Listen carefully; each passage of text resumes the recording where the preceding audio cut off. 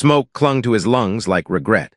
Every breath Corporal Jace Marin took came with a side of soot and the scent of scorched moss. His boots squelched through alien mud, thick and alive with phosphorescent worms that, unfortunately, seemed to have taken a liking to his ankles. He swatted them away with the back of his rifle, half wishing one of them would bite him just so he could justify yelling. "Next time," he muttered to no one in particular, "volunteer for paperwork." The jungle canopy above swayed with an unnatural rhythm. Trees, if one could call 12-meter-tall structures made of woven sinew and bone, trees, whispered among themselves in a language of rustles and snaps. Somewhere behind him, the mechanical whir of a recon drone grew louder, then faded again. They were still searching. His HUD flickered uselessly, glitching from the electromagnetic storms that rolled over Kyle every 43 minutes. According to the briefing, he absolutely did not read. His earpiece buzzed, crackled, then chirped a sound suspiciously like a hiccup before dying again. All he had left was instinct, adrenaline, and a half-melted protein bar with the consistency of shame. Then he saw the cave. At first glance, it looked like a jagged mouth carved into the hillside, but as he stumbled closer, he noticed something odd. The cave glowed, not in a dramatic, cinematic way, but softly, like candlelight refracted through water. The air around its entrance shimmered faintly, as though the laws of physics were being politely asked to take a step aside. The temperature dropped with every step, until his sweat began to chill against his spine. Still, he pressed forward, because the drone was circling back again. And frankly, if he had to choose between being vaporized or exploring a mysterious glowing cave that looked like it might digest him, he'd take his chances with indigestion. Inside, the light changed. It wasn't coming from any visible source, yet it illuminated the walls in hues of lavender and gold. Crystals jutted from the ground like the ribcage of a buried giant, pulsing slowly, in sync with his heartbeat, or so it felt. The deeper he went, the more sound faded. The buzz of insects, the distant explosions from the conflict above, even his own breathing seemed muffled, like he'd been dropped into a memory. He rounded a bend in the tunnel, wiping grime from his forehead, and stopped. There she was, sitting cross-legged on what appeared to be a throne made of braided light and glass. A woman, no, something, watched him with ancient patience. Her skin shimmered faintly, as though light couldn't decide whether to bounce off her or pass through. Her ears, long and curved like a sculpted crescent moon, twitched imperceptibly as he approached. Her robes flowed like liquid, held together by magnetic stitching and pulses of color that reacted subtly to the shifting air. Jace, bleeding, dirty, and slightly hallucinating, raised one hand in a weak wave. "Well," he croaked, "this definitely isn't the med tent." Her eyes, a deep violet flecked with gold, locked onto his. There was no startle, no fear, only anticipation. "I knew you'd come," she said. Jace blinked. "Right, of course. Because I make a habit of crashing into mysterious caves on hostile alien planets. Real dependable." She smiled faintly, then rose. She was tall, elegant in a way that made him instantly aware of the mud on his chin. The throne behind her dissolved into the air as if made of fog and memory. "You are late," she said, walking closer. "By 17 cycles. "Sorry," he said, holding up his wrist. "My watch broke the moment I got shot at by a flying toaster. Happens more often than you'd think." Something in her expression shifted. Was that amusement? "I am Elistra," she said. He nodded, trying to look casual despite the fact that his knees were actively considering surrender. "Jace, corporal, human, usually has better luck than this." For a long moment, neither moved. The air vibrated, low and steady. Then she gestured for him to follow, turning with a grace that made it feel less like walking and more like gliding.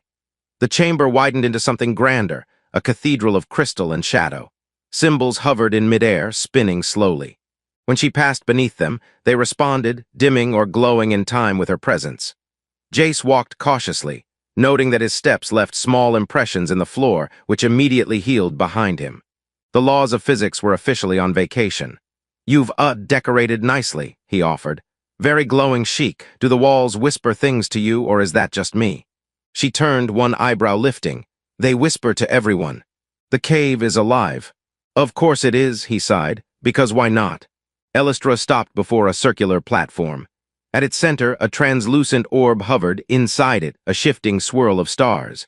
She placed one hand on its surface. It reacted, showing flickering images, planets, battlefields, cities folded in on themselves like crushed flowers. "This is a memory core," she said. It keeps what we lose.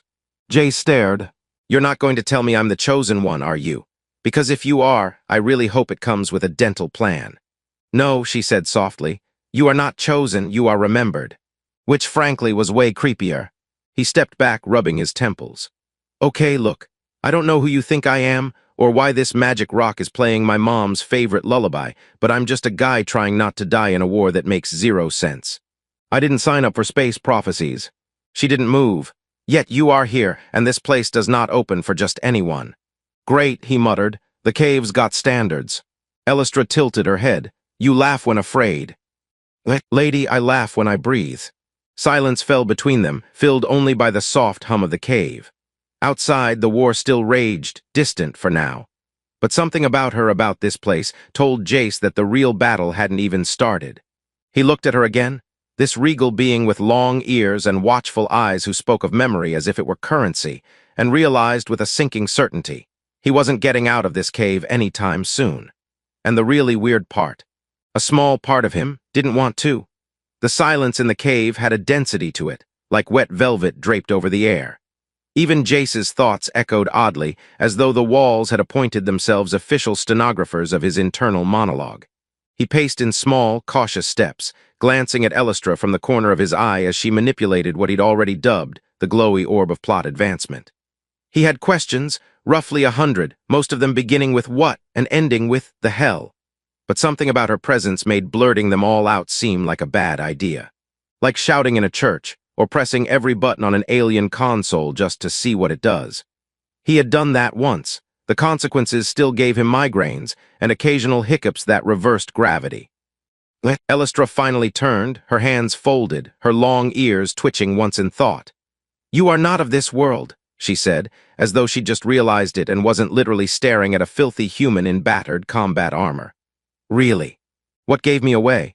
Jace gestured down to himself. Was it the charming body odor or the bleeding thigh? She didn't smile, but something softened in her posture. You are injured. I like to think of it as a souvenir. You know, I got shot on Kyle, and all I got was this hole in my leg. She walked toward him, and Jace's body tensed instinctively. Not because he feared her, exactly, but because she moved like someone who could kill him with a syllable. Instead, she knelt beside him and pressed 2 fingers to his wound. The touch was light, but the reaction immediate. A warmth spread through the muscle like being dipped in sunlight, and then a faint crackle. Jace jumped. Okay, that's new. It is merely regeneration stimulation, Elistra said. Your body will finish the repair. So space magic. Biocellular acceleration through sympathetic resonance. Space magic. She stood and gestured for him to follow again. Come, the cave will begin to shift soon. We must reach the echo chamber before the threshold folds. That sentence, Jace muttered as he limped after her, contained at least 3 things I don't understand, and one that sounds like it leads directly to a stomach. The tunnels they entered were different than before, no longer cathedral-like, but narrow and shifting, like walking through a living bloodstream. The walls pulsed faintly with a translucent green glow, and when Jace accidentally brushed his fingers along the side, he swore he felt a heartbeat. Does it, like being touched? He asked warily. Elistra didn't look back. It remembers everyone who enters and reacts accordingly. That's not comforting, just so you know. Eventually, they reached a wide, circular chamber where the walls had peeled back like petals to reveal a dome of sky, except, of course, it wasn't sky. Not really. It was space, but not the kind Jace had ever seen. There were stars, yes, but they moved. Not in the slow, celestial way stars should move, but like they were watching, reacting, responding. This is the echo chamber, Elistra said softly. It is where the cave listens. To what? She pointed upward. To memory, to time, to what could have been. Before Jace could formulate a joke about his high school regrets being broadcast to space, the walls lit up with images. Not holograms, not projections, memories. Real, flickering moments suspended in translucent veils. Elistra as a child, her long ears even more exaggerated, running through a city of spires and light. Her sitting at a massive council table, speaking calmly while others around her shouted. A weapon enormous, terrible, being unveiled, her eyes filled with horror. You didn't want the war, Jace said, surprising himself. No, her voice was flat. My people demanded victory, I demanded mercy. Let me guess, they didn't send you a thank you fruit basket.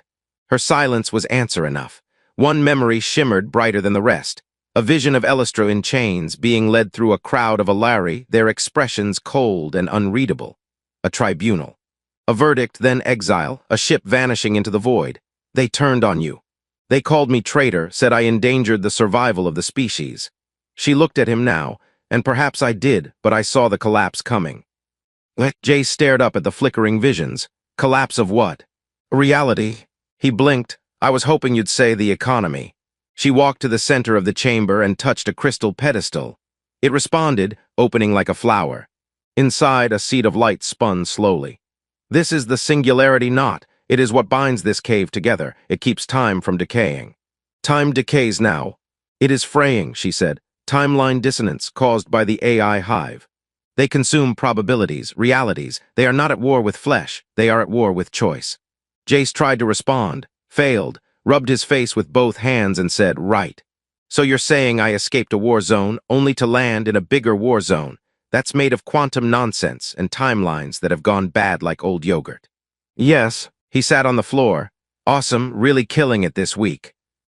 Then without warning, a pulse rang through the chamber, deep, harmonic, and not friendly. Elistra's ears twitched. They've found us, she said. Who's they? Alari hunters. Jay stood, wobbled, grabbed the pedestal for support. Your people. The ones who kicked you out. She nodded. Great, what do they want? Me and now you. Of course they do. She didn't panic. She simply stepped to a side alcove, pulled a panel aside, and retrieved a weapon unlike anything Jace had seen. It looked like a bow made of glass and static. She handed him something resembling a small egg made of light. What do I do with this? He asked. Don't drop it. He immediately dropped it. It hovered midair, then zipped back to his palm. Well, he muttered, at least one thing in this cave likes me. She smiled faintly. You are adapting quickly. Lady, my entire life has been adapting to bad situations. I once got trapped in a malfunctioning food dispenser for 12 hours. Came out smelling like spicy algae and regret. Footsteps metallic clicking echoed through the far tunnel. Jace swallowed. So, what now? Elistra looked at him, calm and sharp. Now we prepare. The cave will not let us hide much longer. And somehow that was when Jace realized the strangest thing of all. He wasn't afraid, not exactly, just curious. And maybe, just maybe, ready. The Alari hunters didn't arrive with fanfare. They arrived with a sound like boiling glass and footsteps that clicked against the crystal floor in perfect synchronicity. Jace didn't even see them at first. He felt them. A pressure at the base of his spine, like someone tuning the frequency of the universe and landing just off-key. Elistra stood poised near the entrance tunnel, bow of light drawn and silent, her robes drifting as though caught in a current only she could feel. Jace, meanwhile, had adopted the classic battle stance of someone who was absolutely not trained for this. Crouched behind a low outcropping, egg weapon in one hand, other hand gripping a jagged piece of wall he had convinced himself was definitely meant to be a shield. Do they have, faces? He whispered. Yes, she said, just not where you expect them. Terrific. When the hunters finally stepped into view, Jace's brain made an executive decision not to fully process what he was seeing. They were tall, at least 2 heads taller than Elistra, and their forms shimmered, as if their skin were constantly arguing with the cave's reality. No 2 parts of them were the same texture. One had what looked like chrome-plated arms ending in scythe-like fingers. Another had a mouth where a shoulder should be, silently mouthing phrases in a language that made Jace's ears itch. Those are your people? He asked incredulously. They were, she replied, her voice clipped. What remains of them is doctrine and flesh. Jace peeked again. Well, doctrine-s clearly doing the driving. One of the hunters stepped forward and raised a hand. A pulsing orb of static floated above its palm, then began to expand, warping the air around it. Elistra's voice cut across the room. Don't look directly at the imploder. Too late, Jace had looked. For a heartbeat, he saw a version of himself 20 years older, scarred and grinning madly, with eyes that glowed faintly blue. Then the vision snapped and the orb collapsed. What the hell was that? Jace gasped, heart pounding. Echoloop projection. It fractures probability. They are trying to destabilize your mind. He stood, shoulders tense. Lady, my mind's been unstable since boot camp. Without another word, Elistra loosed an arrow of pure light. It didn't fly in a straight line. It sang. A harmonic pitch that resonated with the air as it curved and struck the nearest hunter directly in what Jace assumed was its torso. The thing collapsed into itself with a sound like dry thunder. The others hissed, not with mouths but through overlapping frequencies that made Jace's teeth ache. They surged forward and the cave reacted, its walls rippling. Crystals rose from the floor, reshaping the chamber mid-battle. Pathways closed, ceilings twisted, and a soft glow flooded the floor beneath Jace's feet. The egg weapon in his hand suddenly activated, unfurling like a blooming flower and hovering before him. "Hey!" he shouted. "It's doing something." Elistra didn't look back. Channel it. Channel what? My anxiety. But as the hunters closed in, the orb pulsed again. Once, twice. And without understanding how, Jace held out his palm.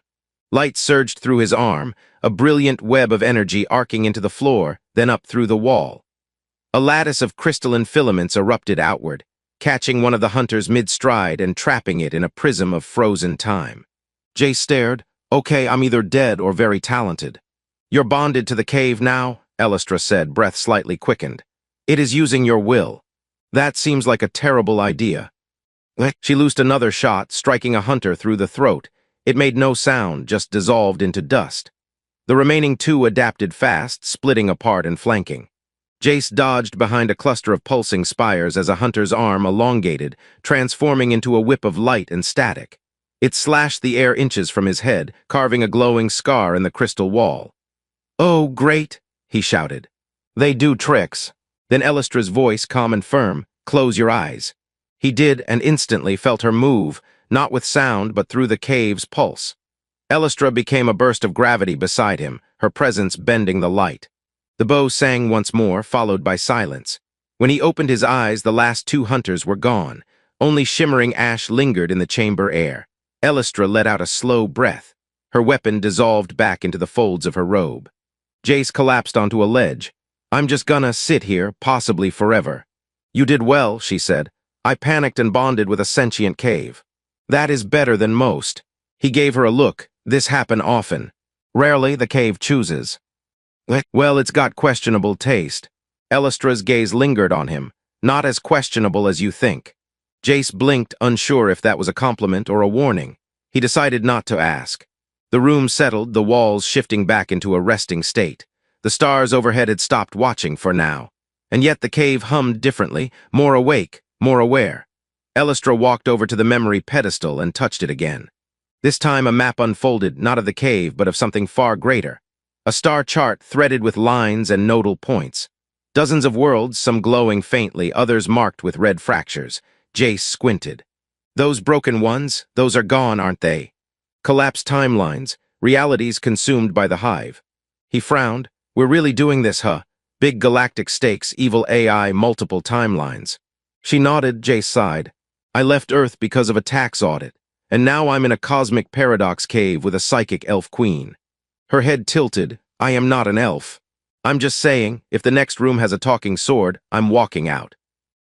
Elistra didn't answer immediately. Instead, she reached into a fold of her robe and pulled out a fragment of metal circular etched with symbols. She handed it to him. "What is it?" he asked, turning it in his palm. "A key," she said. They descended into the sanctum through a tunnel that curved like the inside of a seashell, each step accompanied by soft pulses of blue light beneath their feet. Jace wasn't sure if the floor was sensing pressure, reading his mood, or just showing off. The cave had developed a flair for drama, and frankly, it was getting a little smug about it. "How deep are we going?" he asked, more to hear his own voice than for an actual answer. Elistra glanced over her shoulder. "Past memory. Into the root." Jace rubbed the back of his neck. "That doesn't sound like a place where good things happen. Sounds like a place where people find cursed objects and start hearing whispering cats." She didn't reply, but the faintest twitch at the corner of her mouth suggested amusement. Either that, or she was imagining him being vaporized. As they moved, the walls around them shifted from smooth crystal to something darker, interlaced strands of metallic fibers and organic lattice, like a fusion of bone and machine. It felt ancient but alert. The air was thicker here, humming faintly, like 1,000 far-off conversations layered atop each other. Jace caught bits and pieces, fragments of memory, maybe, flashes of voices he didn't recognize speaking languages he'd never heard, and one brief, extremely vivid impression of someone arguing with a refrigerator. He paused. Did the cave just show me an argument between a sentient fridge and its owner? "Yes," Elistra said without turning. That was a memory shard from Vila 9. The appliance uprising lasted only 9 hours. Jay stared. That's both hilarious and concerning. The Toaster King was ambitious. They reached a wide ledge overlooking a hollow chamber that stretched deep below. Hanging in its center, suspended by thick strands of glowing fiber, was something unmistakably a ship, but not one Jace had ever seen. It had the curved, asymmetrical elegance of a Larry design, but it was partially fused into the cave itself. The hull shimmered with pulse lights that beat in time with the cavern, and fragments of the structure drifted slightly out of sync with the space around them, like they were trying to exist in 2 timelines at once. Jace whistled. Now that's a ride. Elistra stepped forward. This was Orasil, a queen's vessel meant for long-lens traversal. Translation: a ship that sails between time shadows. He squinted. Okay, that sounds like the kind of thing you should only do if you're a cosmic entity or extremely bored. Or desperate, she replied. They began descending a narrow staircase grown from the wall, the steps adjusting slightly to each footfall. Jace placed his hand on the railing, which promptly rippled and offered him a polite temperature scan. He yelped and yanked his hand back. Could have warned me it was a huggy railing. Elistra said nothing. The ship loomed closer. At its base, they reached a platform where a semi-organic interface pulsed gently. A circular panel surrounded by metallic vines that writhed lazily like sunbathing snakes. Elistra stepped forward and placed the crystal key into a hollow at the center. It sank in with a whisper. The reaction was immediate. The ship's lights flared, and the chamber trembled gently as the vessel awakened from its stasis. Segments of hull reformed themselves, bridging gaps and smoothing over fractures. Energy flowed upward like veins being filled with fresh blood. Whoa, Jace muttered. Is it healing? Yes, Elistra said, but slowly. Its core was fragmented during exile. We must restore it manually. Great, what's that involve? Turning valves, singing at it. You must enter the ship's memory bank and restabilize its timeline anchor. He blinked. Okay, none of those were normal words. She offered him a palm-sized sphere that buzzed faintly. This will guide you. The ship will recognize you now. You keep saying that like it's a good thing. The alternative is rejection, which means disintegration. He took the sphere carefully. Super, no pressure. Elistra touched a panel beside the entryway, and the ship unfolded, a hatch peeling open with a sigh. Warm golden light spilled out, flickering like candlelight underwater. Jace hesitated. You coming? She shook her head. The interface is human reactive. I am not compatible. Right, he said, eyeing the hatch like it might bite. Guess I'm going in alone. She placed a hand on his arm. Her touch was gentle but grounding. You're not alone, she said, just a bit ahead. He stared at her, confused. But before he could ask, the ship's systems tugged at the sphere in his hand, guiding him inward. The moment he stepped inside, the walls reconfigured. What had been a narrow tunnel expanded, reformed, reshaped. The interior was less cockpit, more memory palace. Hallways stretched into scenes from the past, windows flickering with events, real and imagined. Jace watched a younger Elistra speaking to a crowd of Alari, her voice calm, her words echoing with authority. Another pane showed her in solitude, looking out at a burning planet. And then, bizarrely, a third showed him. Jace. Laughing at something unseen, a cup in his hand, wearing clothes he'd never worn in a room he didn't recognize. Okay, he said aloud. Now you're just making stuff up. The ship responded by playing a musical note that sounded suspiciously smug. Don't get snarky. I deal with enough sass from my own brain, thanks. He reached the core room, a chamber shaped like a sphere, with panels rotating slowly around a floating construct of light and code. The moment he stepped in, the sphere in his hand melted into a thread of light and embedded itself into the core. The panels accelerated, then froze. Images flickered around him, moments from his life, but twisted. One showed him walking away from a battlefield alone. Another showed him giving a command he never gave. A third showed him dying on Chiral, never entering the cave. Possible futures, he whispered. A voice echoed softly, his own, but older. Choose what you carry, leave what you don't. He hesitated, then stepped forward, placing his hand on the interface. It was cold. He focused, not on victories or losses, but on intent. On the moment he entered the cave, on Elistra's voice, on the quiet feeling that despite the madness, he was supposed to be here. The core pulsed once, twice, then flared. The panels spun again, slower now, and reassembled into a completed ring. Stabilization complete, the ship whispered in his mind. Jace staggered back, heart racing. Glad someone feels stable. The hatch opened behind him. Elistra stood at the threshold, framed by the golden light. You succeeded. He gave her a crooked smile. Yeah, didn't even disintegrate once. She stepped inside as the lights brightened around them. The ship is yours now, she said. It will obey you. Obey, that's a strong word. I think we're still at the passive-aggressive roommate stage. But even as he joked, he felt something different. A connection. The ship, the cave, even Elistra, they were threads in something larger, a web not of chance but of intent. And he was now woven in. The ship had a heartbeat. Jace could feel it, not metaphorically, not poetically, but literally. The Starlace, as Elistra now quietly called it, hummed beneath his boots in a steady rhythm. A low, thudding pulse that vibrated gently through the metal organic floor. Not mechanical, not hydraulic, biological, or something stranger. I think the ship is napping, Jace muttered, pressing his palm against a console that blinked lazily like a bored cat. She is dreaming, Elistra corrected, standing beside a wall that had decided to be a window today. Beyond it, the crystalline walls of the cave stretched upward in soft spirals of light and shimmer. The ship existed across timelines. The restoration is stabilizing her sense of now. Jace leaned closer to the console. Right, so basically she's hungover from time travel. The console beeped at him in response, once disdainfully. Okay, I get it. No jokes before breakfast. He stepped back and rubbed his hands together. So, what now? We fly out of here, make dramatic speeches, and start punching timeline-eating robots in the face. Elistra gave him a long look.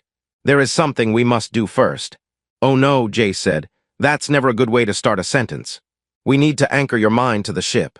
I knew it, mind stuff. The Starlace responds to intuition, not commands. If you are not properly synced, she may interpret your indecision as hostility. Or worse, sarcasm. Jace blinked. How would sarcasm be worse than hostility? She once ejected a pilot for making a poorly timed pun. Jace clutched his chest. You mean I've been seconds from being spaced this whole time? She's merciful, Elistra replied. You're still here.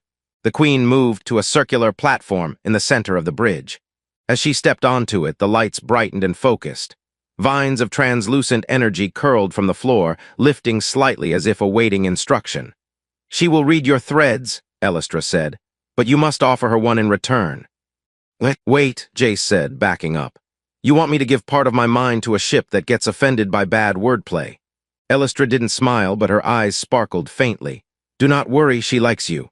She hasn't tried to disassemble you once. Oh, well, that's the beginning of every great relationship. Despite his sarcasm, Jace stepped onto the platform. The moment his boot touched the ring, everything changed. He didn't fall. He didn't fly, he floated inward. The ship folded around him like water, not engulfing, but inviting. His breath caught in his throat as reality peeled back, layer by layer. He was standing in a field of stars. Not metaphorical this time. Endless pinpricks of light blinked in all directions, suspended in a swirling dark blue mist. Each star pulsed faintly, and in every pulse a flicker of something else. A face, a laugh, a cry, memories. Not just his others. Pilots, engineers, a child looking through a window, a woman speaking her last words to a dying son, a creature made of spirals and song. The ship wasn't just alive, it remembered. Okay, Jace whispered. You win. This is officially the weirdest thing I've ever been inside. The stars shifted. One came closer. It was his. It hovered just before him, a pale, flickering ball of memory. He reached out instinctively and touched it. Instantly, he was somewhere else. Back on that mining moon. His younger self, 12 years old, hiding beneath a collapsed cargo scaffold. His brother yelling from above, the dust choking his lungs, the feel of something heavy, metal, pinning his leg.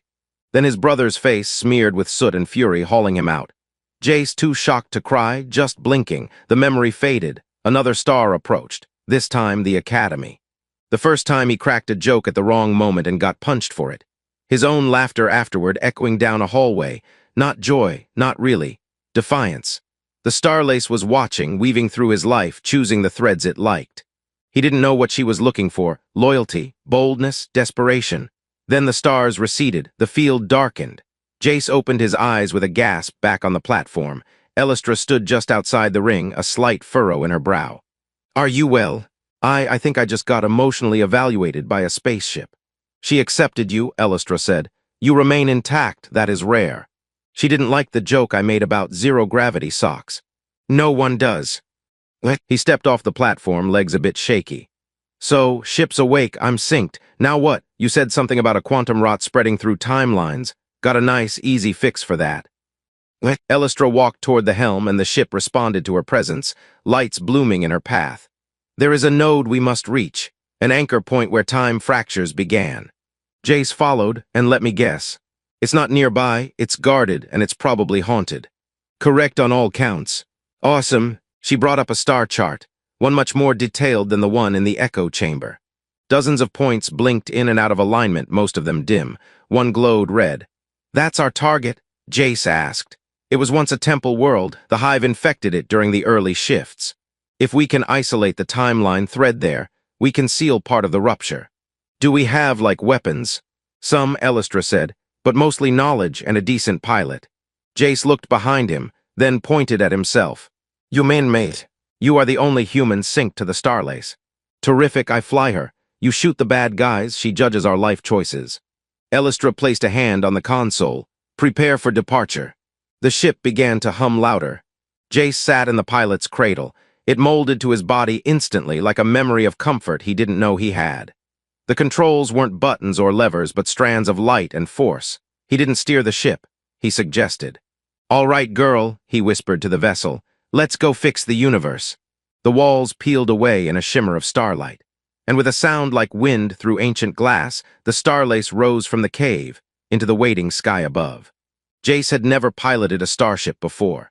Not in the official sense, anyway. There had been that one time he accidentally redirected a cargo hauler during a zero-gravity prank gone wrong, but that barely counted, unless one considered crashing into a fuel rig to be a valid flight maneuver.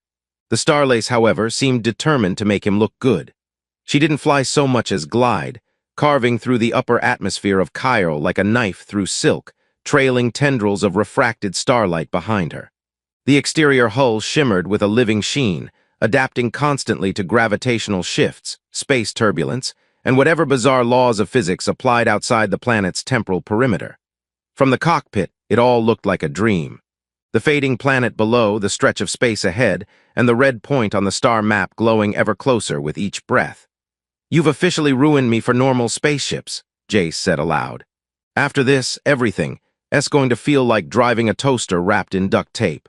She likes you, Elistra said calmly, standing beside the helm, arms folded behind her back. The Starlace only bonds with those who feel unmoored. I'm not unmoored, Jace replied. I'm just professionally aimless.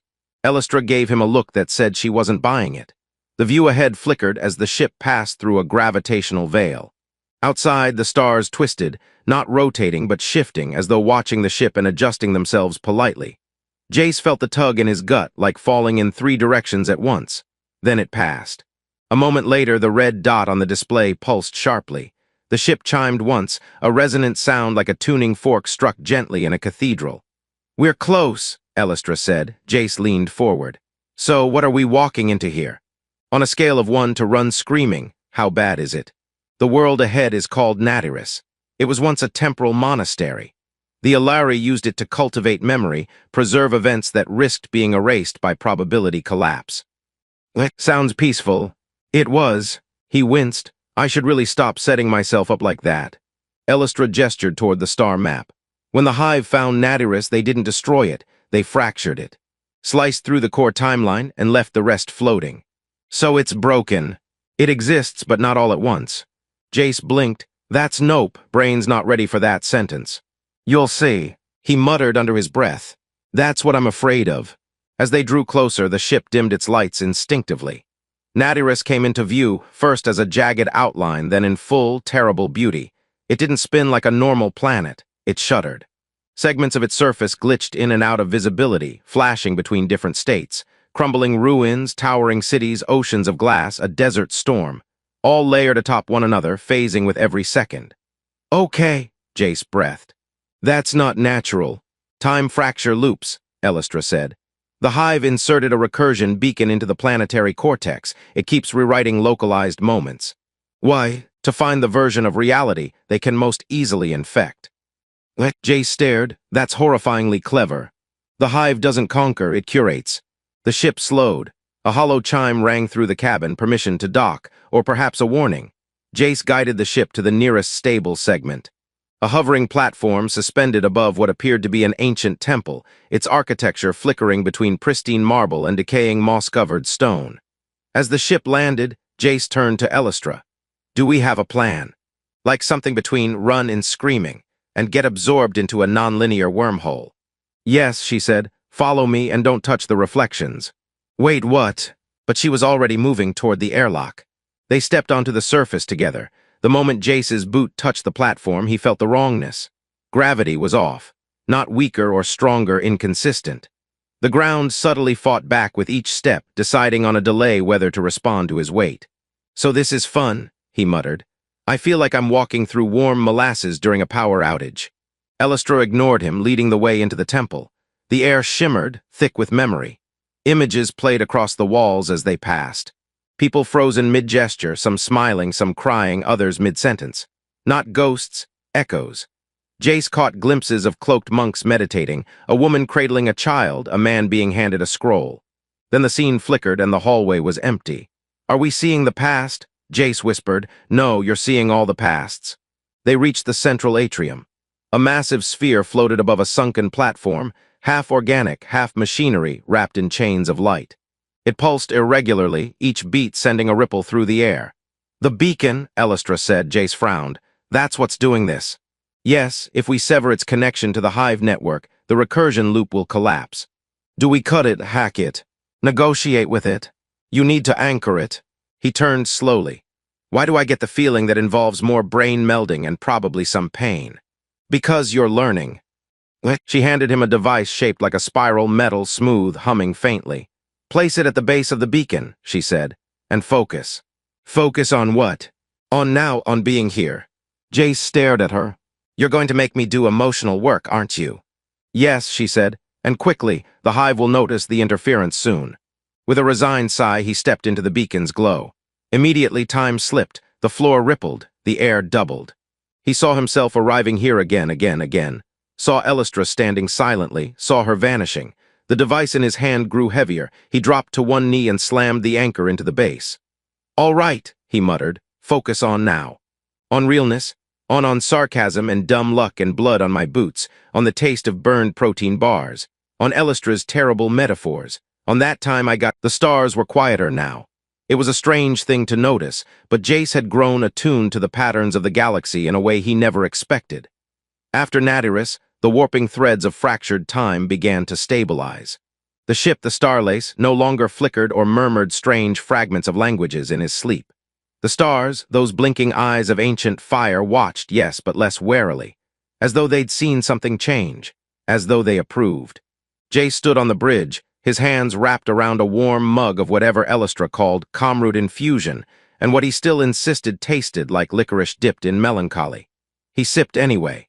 The view outside the ship was endless. Not in the terrifying way it used to be when space had seemed like a void full of teeth.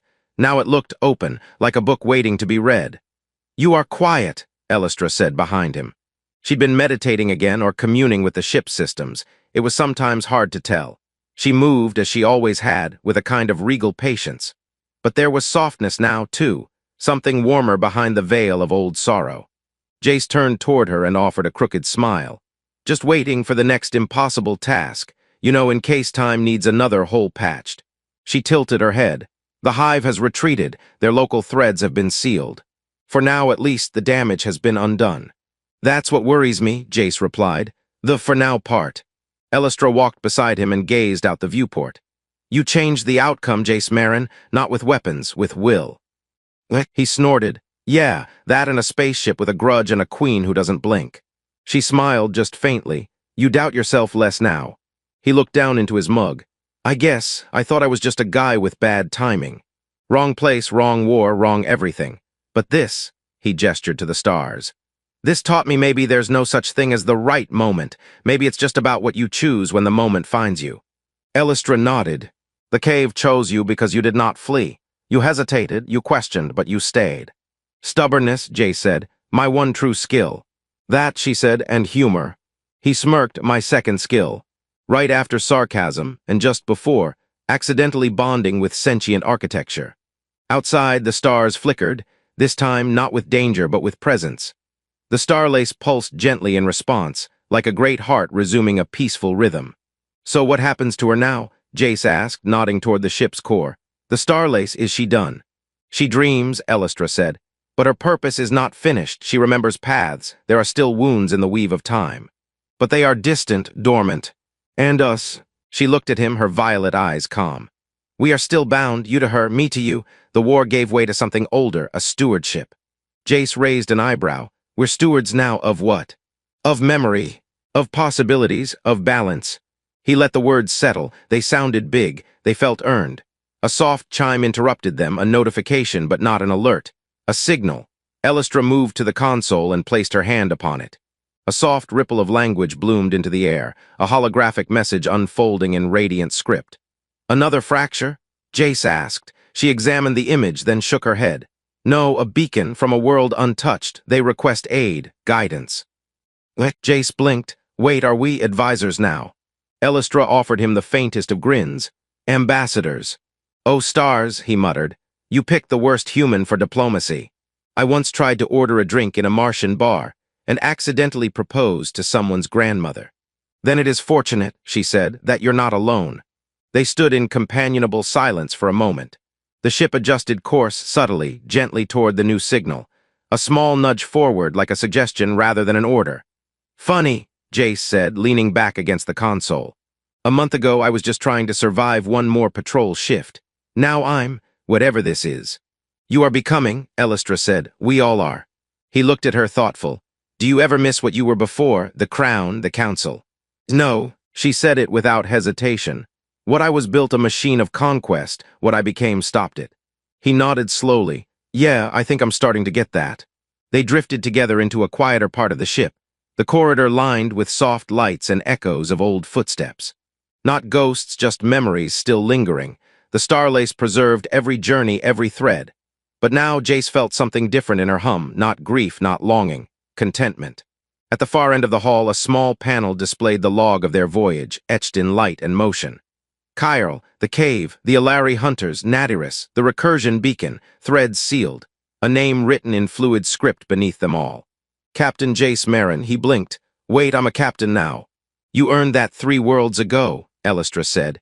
I would have dressed better if I'd known. She gave him a look. You still would have worn the same boots. Yeah, he admitted. They squeak less in time-warped temples. They returned to the helm where the stars awaited. Jace took the pilot's seat, this time without hesitation. The starlace responded to his presence like an old friend, adjusting the controls around him without needing to be asked. Ready, he asked, always. They launched, not with fanfare or